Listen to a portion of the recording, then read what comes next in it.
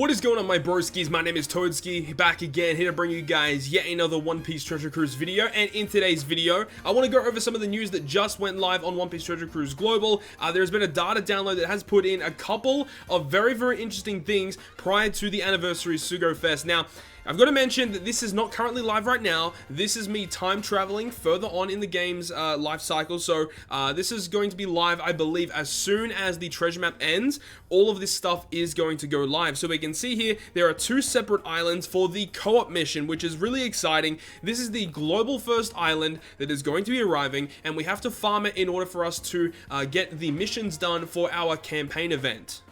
So as of me is recording this video right now, this is what we're going with right now in terms of our campaign. Mission 1, reaching 3 million pirate level increases. Mission 2, completing treasure map NL 1 million times. And then Mission 3, we have to beat the new island, the 40 stamina co-op mission island, 1.2 million times between all players. And once we complete all 3 missions, we unlock the third, or the final event, the fourth final event, the final mission, which is going to be the Big Mom ambush event. So once that actually gets revealed, and we know that it's going to be coming, I'll be making a separate video about that. But it's really exciting. So we got to go ahead and work hard, keep going on the treasure map, hopefully get these missions completed, and then we unlock even more rewards. So the interesting thing is that this wasn't actually stated before, but there are 2 separate islands here. This specific one, the orange or the yellow colored one, is going to be the island that we all farm for us to increase the amount of points towards the actual goal for the campaign event. So if there's a 30, 40, and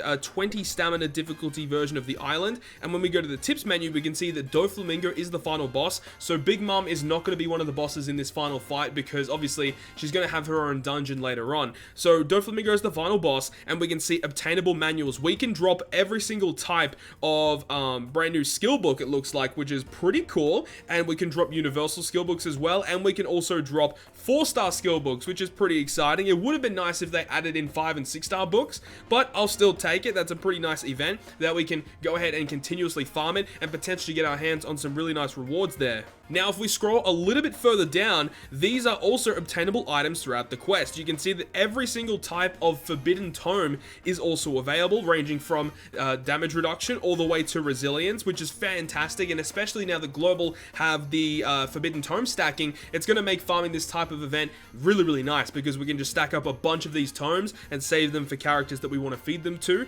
Additionally, you can see that we get all types of cotton candy is also droppable, and all of the homies are available too, ranging from the paper poster, the silver, the gold, and also the teapot homies as well. So really exciting event. I'm looking forward to it, and once that event eventually comes out after the treasure map, I'll be making a video breaking down the event, because obviously this is a global first event, so we don't know what to expect heading into this dungeon. So it's going to be interesting to see how this actually all plays out. But this is one of the things that they didn't mention in the original post. We have also a 1 stamina island, you can see, and at the there's actually a condition for this island, and it states that our specials will be fully maxed at the start of the quest. There are no continues, and you can only challenge this quest until you fully complete it 3 separate times. Now, you might think, why the hell would they even apply this type of condition to this random island, right? Well, if we click on the tips menu, you can see what we can drop from it. Boom, there we go. Obtainable manuals. You can drop an actual turkey, which is a 5 million EXP and guaranteed skill up turkey, as well as getting your hands on guaranteed.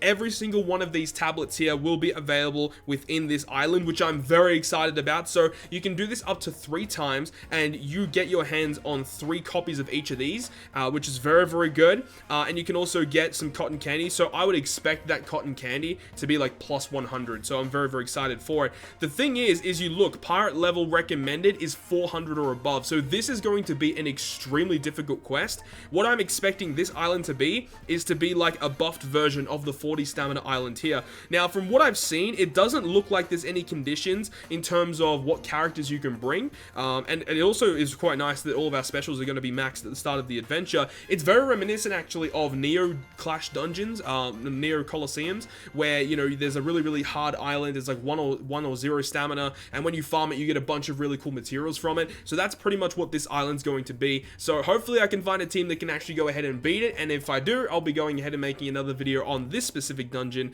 as well. So it's really exciting stuff. In addition to the actual release of the co-op mission, we also have the updated Chopper Man missions. So all of the Chopper Man missions that we had previously with reaching certain amounts of pirate EXP, they're pretty much refreshed here, but we go ahead and we have to clear the co-op mission a certain amount of times. So you can see here that once we've cleared it 10 times, we get our hands on a 3-star or better rare recruit. I really wish it was at least 4-star or better, because, you know, putting in that effort to only get a silver character is kind of annoying.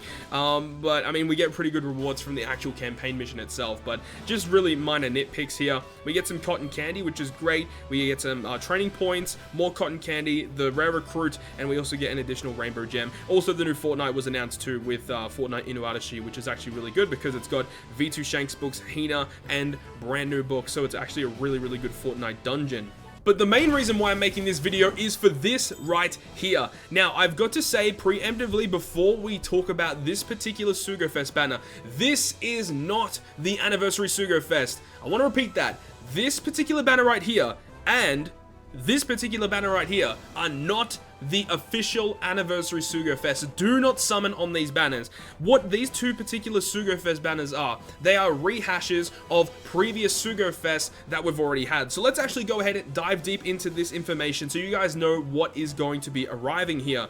So, to celebrate the 4th anniversary, that's the thing here. They put that there to make you think it's the anniversary SugoFest, but it's not the anniversary SugoFest. So it says, to celebrate the 4th anniversary, we're bringing back and renewing both SugoFests that had Don Quixote Doflamingo as well as Charlotte Katakuri appear for the first time. So this is a rehash of the debut SugoFest of Katakuri and the debut SugoFest of Doflamingo.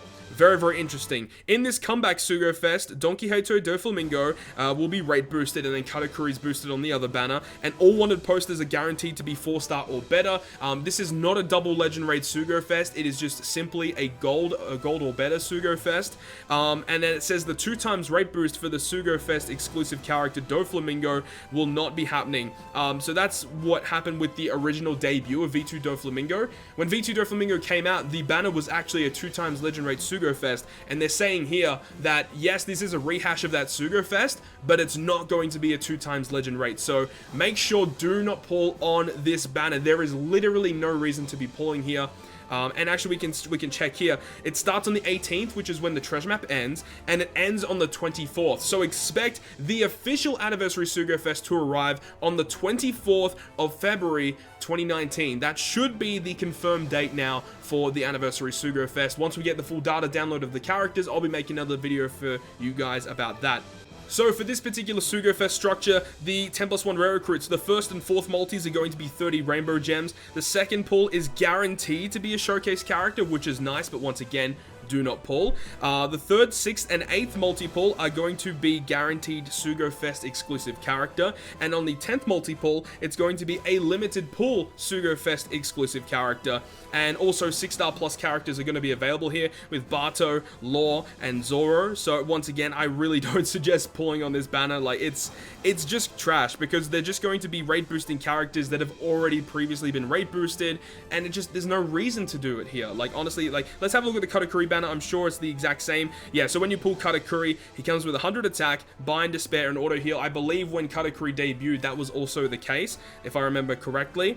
And his post evolution will include, yeah, so you can actually pull the evolved version of Katakuri on his debut SugoFest, which makes a lot of sense. Post evolution versions of the SugoFest exclusive characters will be recruitable only for this comeback SugoFest. Yeah, so I remember when this SugoFest actually came out, you could pull evolved versions of Legends, and they're keeping that with this SugoFest as well, where you can actually pull the evolved versions of Legends. For most cases, you don't really want to be pulling the fully evolved legend, unless if you're making a new account, and, you know, pulling new legends with their evolved state is actually kind of useful. But in a lot of cases, it's not really that great.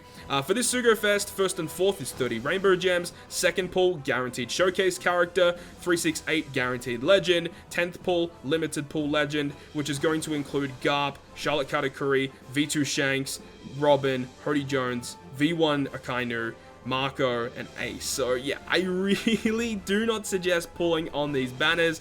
So they will be arriving when the treasure map ends. So that's what we were kind of expecting. We were expecting the actual anniversary SugoFest to be arriving after the treasure map, like literally straight after it.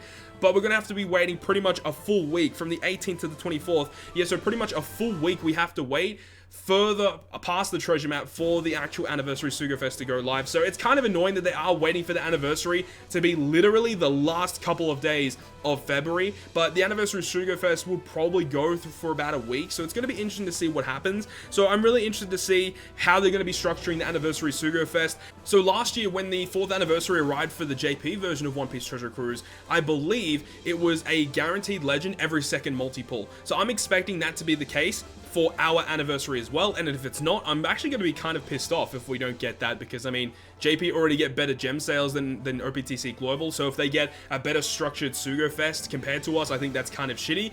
But it should be, if all goes according to plan, a guaranteed legend every second multi up until the 20th multi. That's what it was on JP. So I hope that's the case here, because that's going to make things very, very interesting for the SugoFest.